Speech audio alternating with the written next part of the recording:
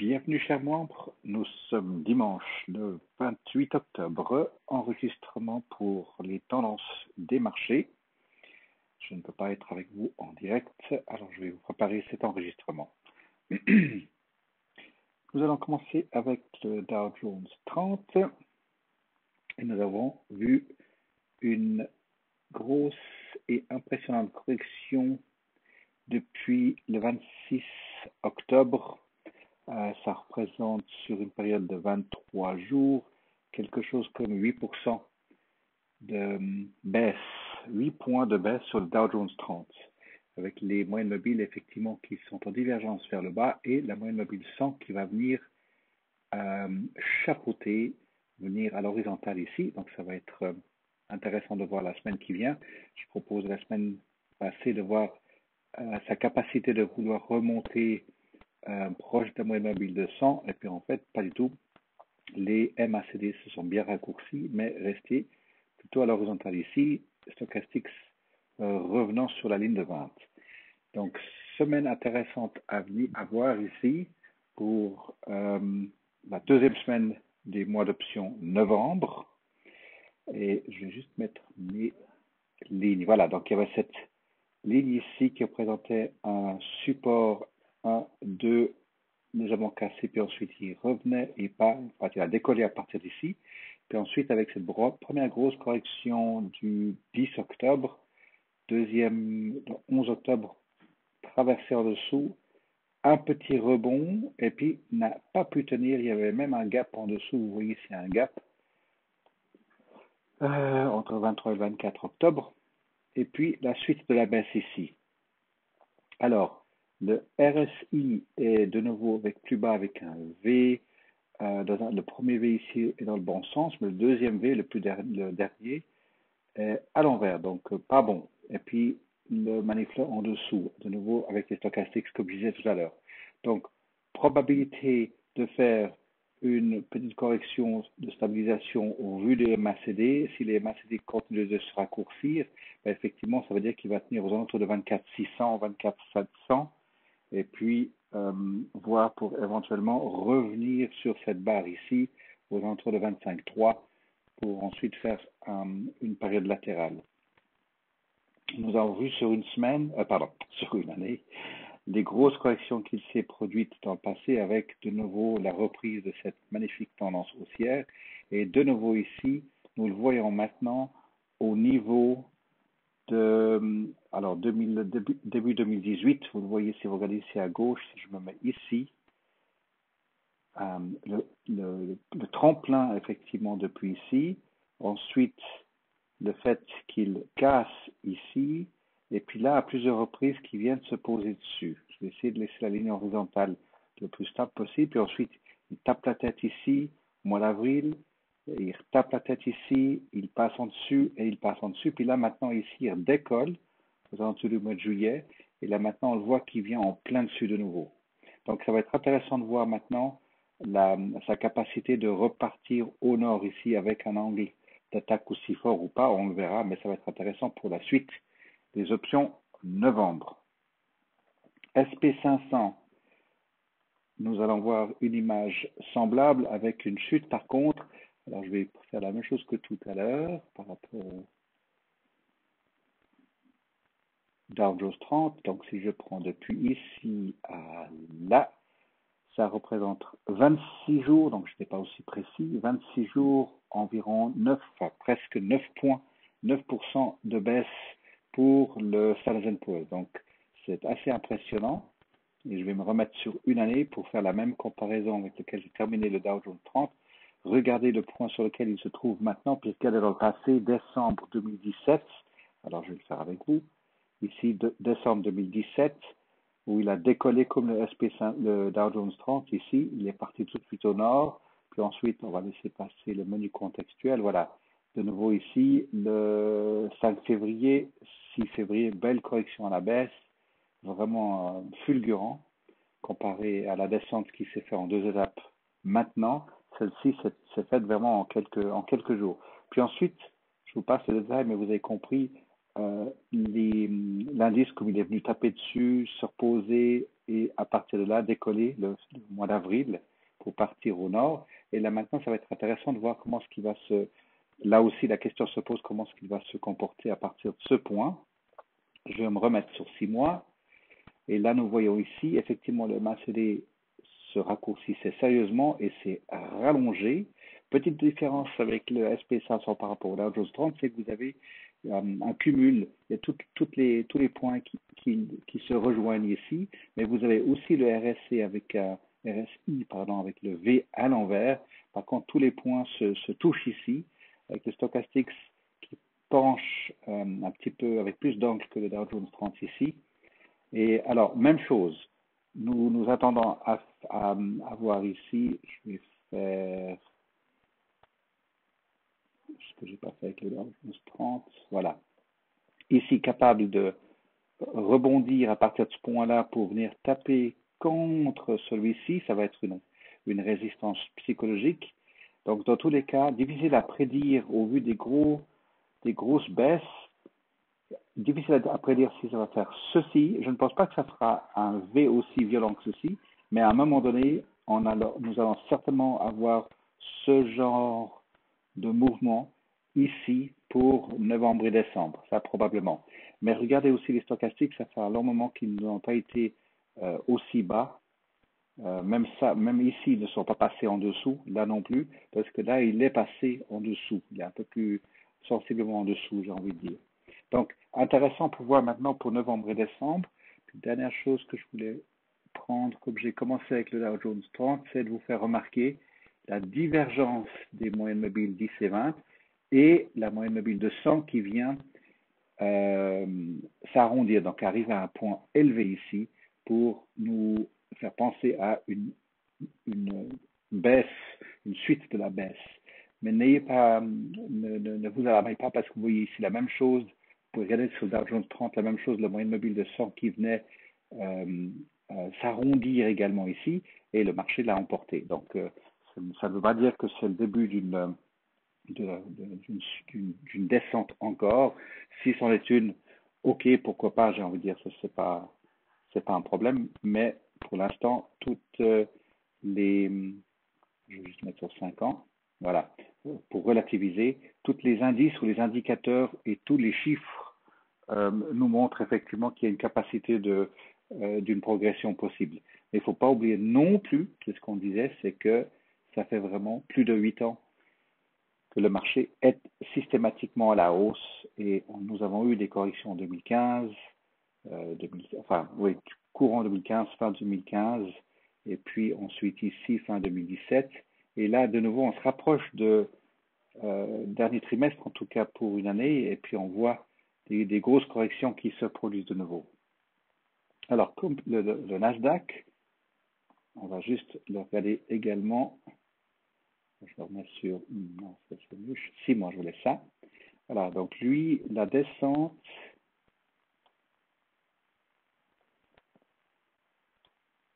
je vais tâcher de le pointer pour les mêmes nombres de jours. Là, ça arrive à 28 jours avec une descente de pratiquement 12 points, donc 17% de baisse ici sur ces 30 jours. Je vais arrondir ici. Petite différence à remarquer, c'est le MACD qui se raccourcissait assez fort, a fait un plancher ici pour repartir au nord. Et là, vous avez le RSI qui fait la même chose avec un V à l'envers à la fin ici. Stochastics qui sont également sur la ligne. Mais les indicateurs ici, RSI Manifest, sont en dehors du MACD en comparaison. Donc, à voir maintenant, de nouveau ici, je vais juste mettre mes lignes. Cette ligne ici, probablement, ça va être un point de résistance des 7400 grosso modo ici pour le Nasdaq. Alors, sur un an, de nouveau, on va essayer de voir où c'est qu'il a terminé. Vous voyez que ça croise pas mal de points ici, donc ça serait imaginez de voir que si je me mets sur, je vais faire exprès ici pour prendre ce point ici, où il a traversé et retraversé, par contre ici il vient se poser une fois, il traverse pour retraverser, puis là, il se pose fortement. Donc là, il y a eu vraiment plusieurs semaines où il s'est posé sur cette ligne ici. Donc ça veut dire que il se peut qu'il puisse répéter l'opération ici. De nouveau, moyenne mobile de 100 qui s'arrondit ici, qui traverse les deux moyennes mobiles à la baisse. Donc de toute façon, aujourd'hui, pour le court terme, très très très bearish, donc mouvement descendant, donc beaucoup d'excitation sur les marchés de ce côté-là. Puis le VIX, bien sûr. Alors le VIX, voilà. Et puis je retrouve mes lignes. La dernière fois, je pense que mes lignes n'apparaissaient pas sur les graphiques. Là, cette fameuse autoroute, ce fameux, grosso modo, 13, 20, l'échelle, vous voyez que maintenant le Chicago Board of Options, les émotions se trouvent vraiment bien dans cette autoroute ici. Donc, on peut vraiment bien relever et apprécier les indices du marché de Chicago. Si on prend sur du 5 ans, souvenez-vous, toute cette période ici, 2017, où nous étions chaque fois loin en dessous, tellement les marchés étaient élevés en dessus. Maintenant, si on met sur un an, effectivement, cette période est en train de s'effacer avec le temps.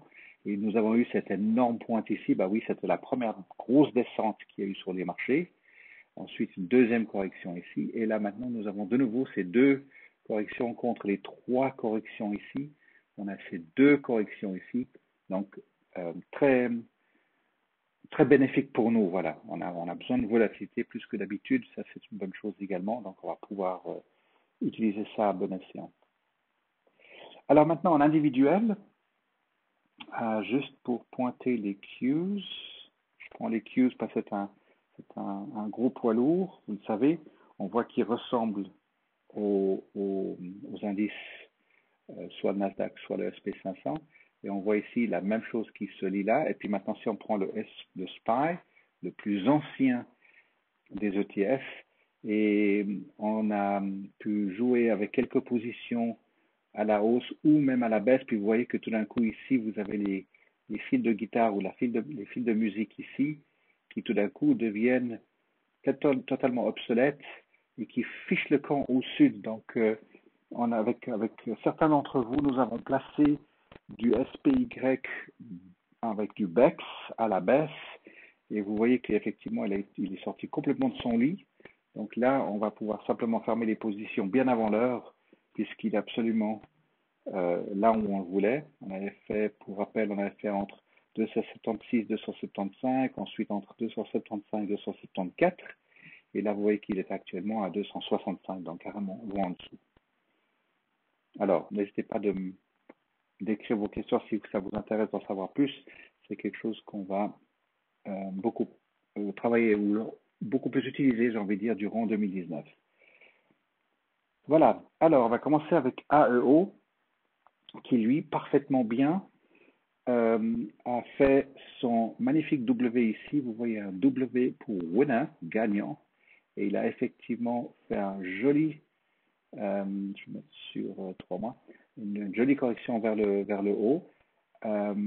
Les moyennes mobiles 10 et 20, ici, on voit qu'il n'a pas pu tenir. Les investisseurs, plutôt les taureaux, ne l'ont pas emporté ici. Il est tombé en dessous de ce support ici, dégringolé. Puis maintenant, il nous pointe deux super pointes à 21, super support à 21.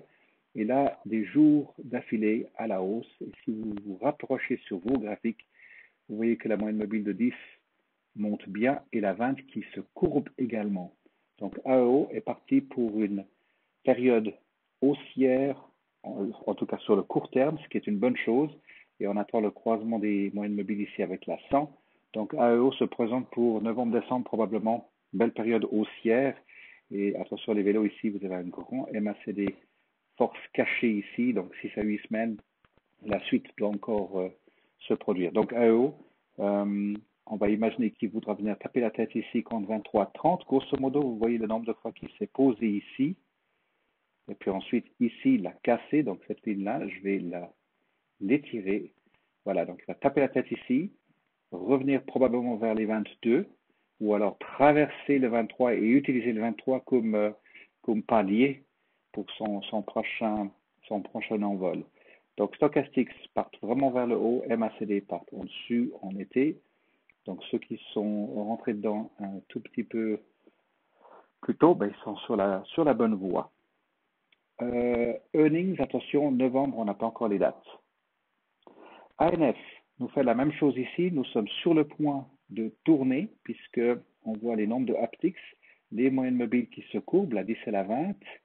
Stochastics sont sur le bon côté. Et ici, vous avez le MACD qui est parti déjà en été ici.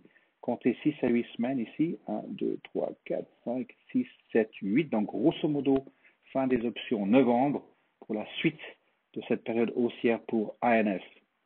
Alors, à voir maintenant cette semaine s'il est capable de tenir, je vais utiliser celui-ci. Voilà, parce que la semaine passée, on imaginait qu'il faisait un premier roulement comme ça. Deuxième roulement arrivé ici, grosso modo, à 22,50 ou plus haut. Puis ensuite latéral. Et il ne l'a pas fait, donc il a plutôt fait ses 1, 2 et 3 roulements vers le bas ici. On les voit relativement bien. Donc maintenant, est-ce qu'il est capable de faire un rebond ici pour revenir sur 18 ou plutôt passer les 19,50 et venir se poser dessus? Probabilité, il y en a deux ici.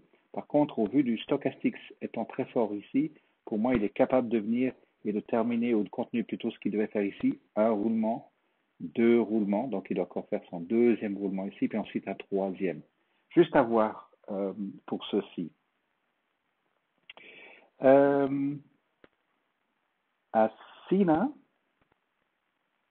Asina, deux roulements à la baisse, on les voit fort ici. Troisième roulement ne s'est pas du tout produit, il est en train de stagner, il est en train d'hésiter, il y a beaucoup de petites bougies sur 3 mois ici. Très difficile à lire, en fait, il y a des grandes journées, mais peu de sport, les corps de bougie est très très étroite. Par contre, vous avez un MACD qui se raccourcit déjà ici. Alors, ça va être intéressant de voir s'il est capable de faire quand même un troisième roulement ici avant de continuer sa baisse, puisqu'il doit faire un troisième roulement à la baisse. On a vu ici 1, ici 2, et le 3, on s'imaginait quelque chose comme, voilà, ici on va dire contre 4,30 pour continuer sa baisse ici. Alors, on attend encore un roulement ici, et ensuite la descente. Avec ce qu'il se prépare ici, difficile à imaginer, mais je maintiens, on attend quand même un roulement ici en dessus de 4 pour ensuite revenir à la baisse. Dans quel cas, bien sûr, surveillez bien le troisième roulement ici à la baisse. Ce sera un bon moment pour votre call de 4 probablement. BlackBerry. BlackBerry, bien bearish en ce moment. Alors profitez à la descente. Ici, vous avez les divergences des deux moyennes mobiles. Vous les voyez clairement avec un grand, long roulement ici à la baisse. Le deuxième roulement, alors soit au vu du fait que les stochastiques soient en bas et le MACD qui hésite, il n'arrive pas à se raccourcir pour passer, il n'y a pas assez de bulls, il y a trop de bears, et la moyenne mobile de 100 qui arrive par le haut. Donc on s'attend ici à un roulement éventuellement 9,25 et puis encore à la baisse. Donc celui-ci, profitez qu'il soit à la baisse pour faire encore des calls couverts à la baisse ou des spreads, mais toujours à la baisse. On va le reprendre sur un an. Vous voyez que depuis un an, effectivement, il a plutôt les points hauts sont plus bas, et ça, c'était vraiment très erratique comme bougie. Mais vous voyez, ma ligne pointillée là qui file depuis le haut de janvier à maintenant nous indique bel et bien dans 1, 2, 3, roulement vers le bas, changement de direction ici, c'est très timide, 1, 2, 3, et puis là le 4, mais ne lisez pas trop ceci, et puis maintenant à la baisse de nouveau. Donc laissez le filer, il faut call de 9 et même plus bas. Et puis on avisera pour la semaine prochaine, on regardera ça. CHK. CHK, alors, lui a fait ses presque, on va dire, 3 roulements à l'horizontale et il a cédé sur les earnings. Normalement, il y a ah non, c'est encore le mois de novembre, les earnings. Mais on voit sur cette ligne qui étaient les expirations pour octobre. À partir de ce moment-là, il a absolument cédé le terrain avec les divergences des deux moyennes mobiles 10 et 20. Je vais me rapprocher un petit peu ici. Là, vous les voyez qui se séparent avec des grandes journées à la baisse ici. Le MACD qui reprend forme très fortement ici et les stochastiques. Donc pour CHK, c'est soit vous le travaillez sur un spread baissier, soit effectivement laissez-le bien s'exprimer ici, les stochastiques, pardon, le MACD et les stochastiques pour éventuellement travailler un spread vers le haut. Je vais tirer cette ligne ici de 4. Ça va être intéressant de voir maintenant si, durant le mois les options novembre, s'il est capable de venir passer sur cette ligne de 4 de nouveau. Mais en attendant, le BEX 4 et 3 reste assez intéressant puisqu'il y a le temps pour lui de ralentir sa descente avec les MACD, ralentir sa descente, et puis vous allez certainement avoir 2 bonnes semaines, 3 bonnes semaines devant vous, sauf si tout à coup il y a des grands excités qui veulent rentrer à bord, mais on ne va pas imaginer ça tout de suite. Alors, la ligne qui était ici, 4,14, où il a souvent tapé la tête, vous voyez que c'est plutôt 4 et non pas 4,14, mais on peut se fier à cette échelle ici pour son rebond. Donc CHK, on l'attend, on va l'attendre à vouloir revenir vers les 4 et puis ensuite faire une période latérale ou alors il va s'exciter pour repartir tout de suite au nord. Mais je pense probablement du latéral entre 4 et 4,50, un peu de cette taille ici, ce qu'il a fait durant le mois d'août. Chicos, point de revirement maintenant. On voit ici effectivement des upticks plus la journée rouge de vendredi. À suivre maintenant s'il est capable de maintenir sa hausse pour que les deux moyennes mobiles 10 et 20 se croisent, ce qui n'est pas du tout encore le cas. Donc un peu de prudence ici pour rentrer en position, oui, sur du moyen terme, mais si vous voulez faire travailler un book, c'est peut-être un tout petit peu trop tôt, bien vérifier les moyennes mobiles. Pour l'instant, ce n'est pas encore le cas. Les MACD sont très, très, très, très longs, très timides. Le stochastique, il est longuement en dessous et tout d'un coup, il bouge ici. Donc, suivez-le et voyons maintenant s'il est capable de venir au-delà des 7,80. Je vais poser une ligne ici.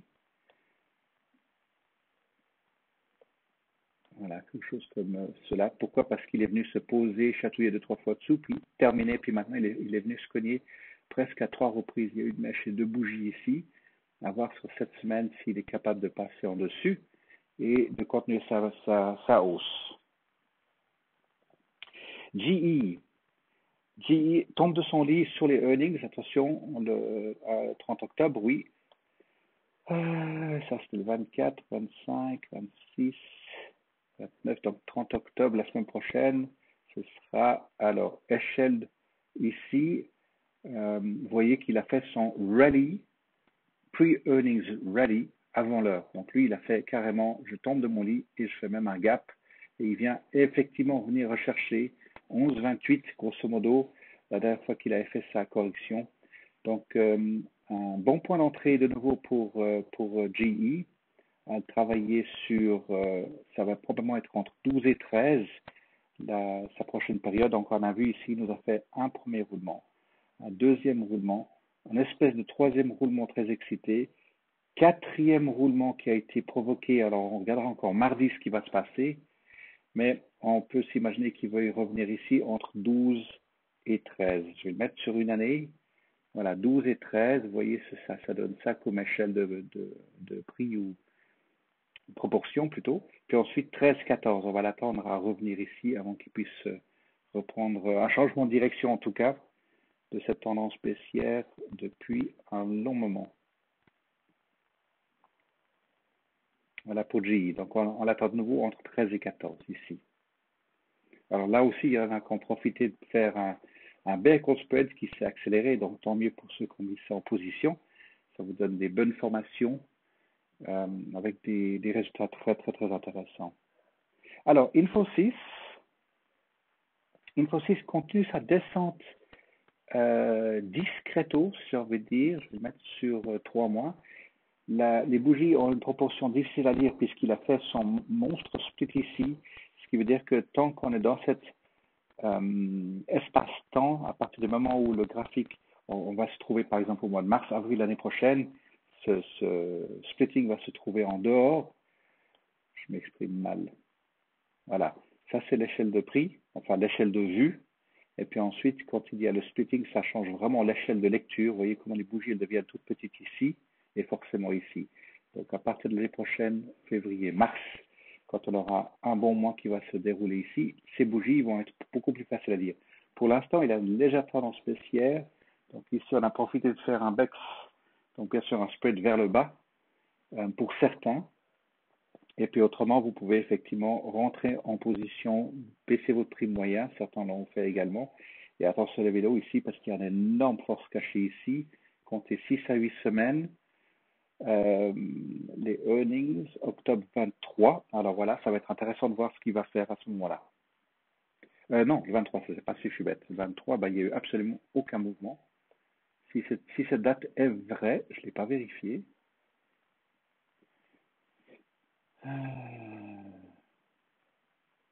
Oui, absolument. 25, 24, 23. Il n'y a absolument rien qui s'est passé sur cette bougie-là. En tout cas, une bougie rouge, le 23, d'accord, mais rien d'autre que mouvement agressif, en tout cas. Nike, je le remets sur 6 mois, 3 mois, voilà. Nike continue de faire ça. Non, on est sur Nike? Non, c'est pas Nike que je veux, c'est Nokia, excusez-moi. Je ne le reconnaissais pas, voilà. Nokia, je vais peut-être enlever ça puisqu'il est en train de nous prouver autre chose. Voilà. Nike commence à être intéressant dans le sens qu'il est en train de répéter répéter, c'est une chose, mais de nous dessiner effectivement assez clairement maintenant, on le voit clairement, alors que je vous le dis régulièrement avec Nike, c'est difficile à le lire parce que si je recule comme ça, grosso modo 6-8 mois, vous voyez qu'il a énormément de gaps entre les bougies, et c'est quelque chose avec laquelle je me méfie parce que les volumes ne sont pas autant qu'on le souhaite.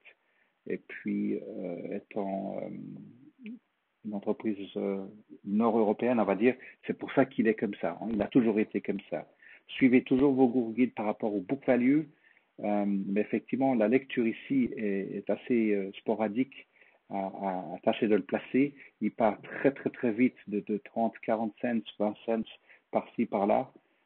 Si vous le prenez par exemple de là, même pas jusqu'en bas de la courbe, en 8 jours, il fait du 6% ici. Et puis tout d'un coup, en 3 jours, je ne le prends même pas en bas de cette bougie, et puis même pas en haut de celle-ci. Là, en 2 jours, il fait du 5 retours. Donc voilà, c'est mouvement intempestif. Je me méfierai un tout petit peu. Mais pour Nokia, on va imaginer, ben, il a fait 1, 2, 3, il est parti pour un 4. Donc on va tâcher de tirer cette ligne comme ceci. Et on s'attend à un retour vers 5,30. Je vais juste vérifier quelque chose sur une année, ce que ça donne.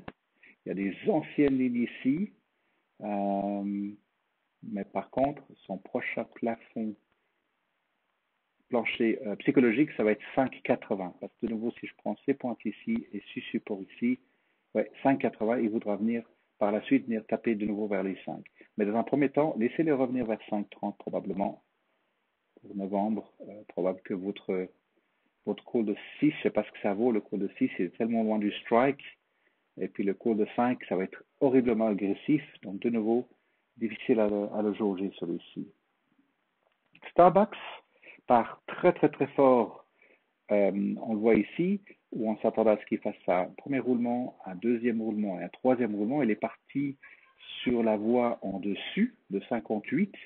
À voir maintenant durant le mois de novembre s'il veut tenir à plus de 58 à 59 ou s'il voudra terminer son troisième roulement ici pour revenir à 56 ou même à 55. 55, ça me paraît loin quand même, mais pour faire 1, 2 et un troisième roulement. Donc, probablement 56, il peut revenir ici.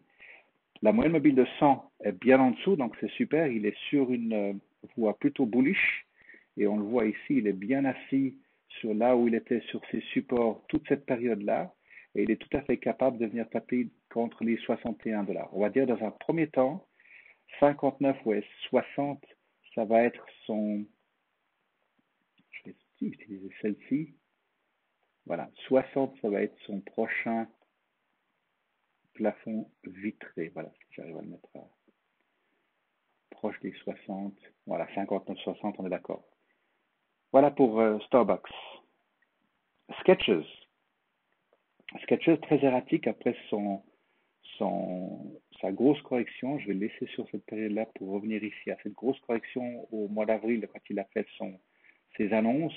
Puis à partir de là, il fait de nouveau des splittings et avec chaque fois des énormes corrections à la hausse avec des gaps vers le bas. Et cette fois, il nous fait plutôt un gap vers le haut. Et je sais qu'il y a 2 ou 3 membres qui ont bien profité de passer un 29 call. C'était bien, très très bien vu. Et puis, ils peuvent bien le fermer. Ils n'ont même pas besoin de le fermer. Ils vont le laisser puisqu'il n'y a pas d'autres possibilités. Ou alors, vous le fermez maintenant, puis vous placez un call très probable, un call de 27 aujourd'hui, de nouveau pour les 3 semaines qui restent. Alors, SWN. Alors, SWN, MACD qui se met à l'horizontale. Donc, suivez-le bien. Retournement de situation ici pour lui.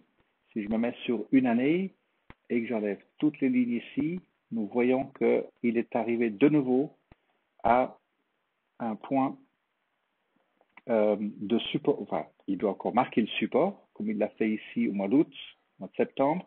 Il va faire la même chose ici, de se poser sur 5, grosso modo. Et si j'étire un tout petit peu plus sur le temps ici, et si je me mets sur 5, voilà, si vous prenez ici 5 à chaque fois depuis 2016-2017, à 5, il a toujours fait ses grosses corrections, et puis là, il avait laissé complètement filer vers le sud. Donc maintenant ici, si je me remets sur 5, voilà, donc là maintenant, attendons-nous à ce qu'il puisse continuer de faire sa légère hausse parce que les bas sont légèrement plus hauts. Les bas sont légèrement plus hauts. Ouais, si vous faites comme ça, la courbe elle est quand même positive. Si vous prenez depuis ici les points les plus hauts, ils sont légèrement dessus. Je vais très mou sur ma courbe. Et puis surtout la moyenne mobile de 100 qui a tourné ici. On a tendance à oublier ça parce que depuis 5 ans, là j'ai fait plus que 5 ans d'un coup, mais si je me mets sur 5 ans, la moyenne mobile de 100 est bel et bien à la descente. Et les 10 et 20 sont en train de se stabiliser. La 100, la 10, elle est carrément à plat ici. Donc là, c'est quelque chose qui change puisqu'on n'a pas vu ça. Il y a eu cette première période ici. Donc c'est la deuxième période qu'on le trouve maintenant. C'est une bonne chose. Voilà, ça veut dire que maintenant, si je me remets sur une année, une année, c'est ça. Voilà. Sur une année, on a effectivement eu ce premier bottom out ici, ensuite cette période latérale, et à partir de là, c'est des bas plus hauts. Donc c'est une bonne chose. Donc même ici, avec cette grosse descente là au mois de, enfin cette semaine, ces 2 dernières semaines, attendez-vous à de nouveau un rebond depuis 5 pour revenir de nouveau vers 6.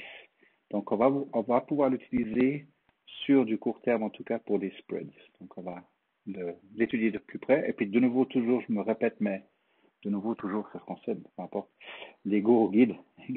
Gardez bien vos Guru guides à jour. UAA est bel et bien en bearish. On le voit bien, les 3 moyennes mobiles ici à la baisse. Donc, on va pouvoir le travailler. Pour certains, on l'a déjà mis en place. On a un roulement à la baisse, deuxième roulement à la baisse. On attend un troisième roulement à la baisse. Donc, on a un call de 17,50 ancien qui a été rolled out. Et puis, il va porter ses fruits puisque UAA se dirige vraiment de ce côté-là. Mais attention les vélos, n'oublions pas qu'il y a eu cette énorme MACD ici, et on voit qu'il y a eu cette première grosse correction à la hausse, puis ensuite vous avez cette MACD été, et on est en train de le payer, ou il se fait payer ici en octobre, puis cet hiver qui va, enfin, j'ai envie de dire que cet été et cet hiver s'annulent, et ces deux ici vont s'annuler. Donc, ça va être intéressant de voir qu'il y aura de nouveau une période latérale ici entre 18 et 19 probablement. Ou alors, s'il veut descendre en dessous, alors maintenant je vais me remettre sur 6 mois, remettre mes lignes. Voilà, cette 18,50, on voit qu'il n'a pas pu tenir, il a tapé la tête et puis il est redescendu. Cette semaine, à voir s'il est capable de venir contre ces 18,50 de nouveau. Et puis, on va laisser filer sur 17. Alors, sur le court terme, UAA, bel et bien à la baisse. Donc, on va travailler à la baisse, celui-ci. Et puis, novembre, oui, 3 semaines, c'est parfait. On va laisser filer celui-ci. VLQ, je vais revenir dessus. Wendy's, il est également avec les moyennes mobiles de 100 qui arrivent par en haut. Lui aussi, il est à une séquence baissière, on va dire. Donc, c'est une bonne chose également, puisque Wendy's a fait un long moment, je vais enlever toutes ces lignes, un long moment, ça veut dire tout ce qu'on voit à l'écran, là, sur une période d'une année, on voit qu'il a tapé à 16,10, grosso modo, il a traversé ici, reposé, puis ensuite, il a fait des hauts, ou plutôt des bas plus hauts, et là, il est en train d'arriver sur le 3e point, ou le 4e point, voire même le 5e point depuis décembre, et la moyenne mobile de 100 qui s'arrondit ici. Alors, juste pour rappel, sur 5 ans, il n'est pas encore résistance, mais il est quand même sur un point élevé de 5 ans. Donc, juste un tout petit peu de prudence avec Wendy's. Et l'autre bonne nouvelle, c'est qu'on peut le travailler en descendant avec lui, parce qu'on a déjà fait 2-3 petits exercices avec des résultats un petit peu mitigés, parce qu'il y avait une période beaucoup d'hésitation à la hausse ici, alors qu'il était à la baisse. Donc, on va se rattraper ici avec des positions plutôt baissières. Alors, VNQ, juste pour le coup d'œil, puisqu'on a fait un books avec lui il y a grosso modo 8 mois. Voilà, c'était cette période ici, février. Je suis sur VNQ, oui. Et puis, effectivement, il a tenu, on est parti de 77 pour arriver à 78, c'est parfait. Et il est en train de revenir exactement dans ces mêmes eaux-là, avec de nouveau un retour de situation avec les MACD et les stochastiques bien placés. Donc, pour ceux, alors de mémoire, c'était Up Club et il me semble Power également. Peut-être que j'en ai un troisième, mais le club. Vous pouvez travailler, on va le travailler maintenant sur le dollar vers le haut ici, probablement 78, 79. Laissez passer juste cette semaine, on a une semaine 2 qui commence sur 4, à voir pour la suite de cette période haussière pour VNQ. Et puis SPY, bien sûr. Alors SPY, lui, il est absolument baissier. Donc lui, sur le super court terme, ça va être intéressant de le travailler encore. Mais attention les vélos, parce qu'il y a un énorme MACD hiver qui se prépare. On est encore loin du compte. Mais par la suite, ça va être sympa de le reprendre à la hausse. Mais c'est encore pas pour maintenant. Celui-ci, il est plutôt à la baisse, à le travailler à la baisse. Alors voilà, je peux peut-être juste pointer Coca-Cola pour voir sa belle correction qu'il a fait depuis 44 forts à venir toucher 46, passer 50. Ouais, ça c'est excellent. Sur 5 ans, lui aussi. Après son split, effectivement, vous avez la moyenne mobile de 100 qui est en train de s'arrondir ici. Donc lui, il est capable de passer à une échelle encore plus élevée avec ou sans une éventuelle correction. 1, 2, 3, 4. Ouais, on attend aux alentours de 48 pratiquement ouais, pour Coca-Cola. Alors voilà, merci pour ceci et n'hésitez pas à envoyer un email si je vous ai loupé une société. Et puis de toute façon, lundi, donc demain à 5h30, il y a 2 personnes qui viennent pour faire du rattrapage. Puis 18h30, vraiment, si vous volontiers également si vous voulez vous rejoindre pour faire des travaux, un travail constructif. Puis ensuite, comme d'habitude, mardi, on attaque la suite de nos stratégies. Voilà. Belle semaine à vous tous. À très très bientôt.